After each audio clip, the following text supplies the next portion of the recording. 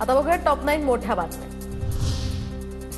मुंबई पुण्यातही ठाकरे गटाला धक्का, तर पुण्यातील 5 माजी नगरसेवक भाजपात जाण्याची शक्यता। फडणवीसांची घेतली भेट, तर विले पार्लेतील उपविभाग प्रमुख पक्षाला सोडचिठ्ठी देण्याच्या तयारी।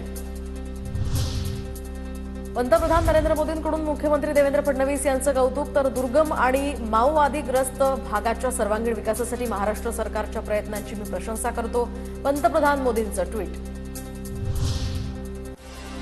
परदेशवारीनंतर माजी मंत्री छगन भुजबळ आज नाशिक दौऱ्यावर, तर मंत्रीपद न मिळाल्यामुळे छगन भुजबळ नाराज होते। भुजबळ आज काय भूमिका घेणार याकडे सर्वांचं लक्ष। छगन भुजबळांना योग्य ते स्थान मिळेल, मुख्यमंत्री आणि दोन्ही उपमुख्यमंत्री भुजबळांचा नक्कीच विचार करतील, पदभार स्वीकारल्यानंतर अतुल सावे यांची प्रतिक्रिया। आज दुपारी 12 वाजता राज्य मंत्रिमंडळाची महत्त्वाची बैठक, सर्व मंत्र्यांना बैठकीला उपस्थित राहण्याच्या सूचना। उपमुख्यमंत्री अजित पवार परदेशात असल्यामुळे बैठकीला अनुपस्थित राहणार। लाडक्या बहिणींना 2100 रुपये देण्याची घोषणा केली। बहिणींना 2100 द्यायचे की 1500 याचा निर्णय पहिल्या कॅबिनेटमध्ये घ्या, वडेट्टीवारांची मागणी।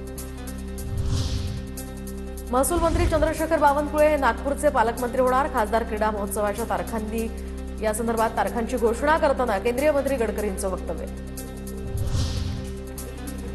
पालकमंत्री या आठवड्यामध्ये घोषित होतील, अजित पवार गटाच्या सुनील तटकरेंची माहिती, तर सरकार स्थापनेला विलंब झाल्याची तटकरेंची कबुली।